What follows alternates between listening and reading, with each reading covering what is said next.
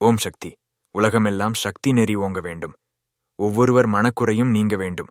நம்மையும் மீறி பொல்லாத எண்ணங்கள் அலை அலையாக எழுகிறதே ஏன்? பழம்பிறவி வாசனைகளே காரணம். ஒருவர் ஜென்ம சம்ஸ்காரங்கள் என்று யோக வாசிஷ்டம் சொல்கிறது. இந்த வாசனைகளை அழிப்பது எப்படி? இறையருள் குருவருள் துணையால்தான் முடியும்.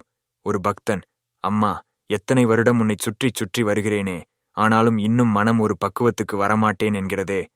அம்மா சொன்னது, அந்த அருளைக் கொடுத்தால் உன் உடம்பு தாங்காதே மகனே. கல்லுக்குள் தேரையும் பழத்திற்குள் பூச்சியும் இருப்பது போல உடலுக்குள் பாவமும் இருக்கும். இதுதான் அம்மாவின் பதில். பூரண ஞானம், பூரண பக்தியின் வேகத்தை தாங்க தகுதியான உடல் வேண்டும். கடவுளின் அவதாரம் என்று கருதப்படும் உயர்ந்த சாதகர்களின் உடல் மட்டுமே இத்தகைய எழுச்சியை தாங்கும் ஆற்றல் பெற்றவை. அவர்களின் உடலைச் சுத்த சத்துவ உடல் என்று பக்தி நூல்கள் வர்ணிக்கின்றன. இத்தகைய உடலுடன் பிறப்பதால்தான் ஆன்மீக பேருணர்வின் முழு வேகத்தை அவர்களால் தாங்கிக் கொள்ள முடிகிறது.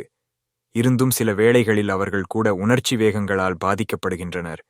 முக்கியமாக பக்தி நெறியில் செல்பவர்களிடம் இது நிகழ்கிறது. சாரதா தேவியார் ஒரு நாளைக்கு 20,000 தடவை மந்திர ஜெபம் பண்ணுவாராம். பல்வேறு குடும்ப அலுவல்களில் ஈடுபட்டவாறே மனதிற்குள் மந்திர ஜெபம் செய்வாராம். நம்மில் எத்தனை பேர் 108, 1008 மந்திரங்களை தினமும் படிக்கிறோம்? ஓம் சக்தி.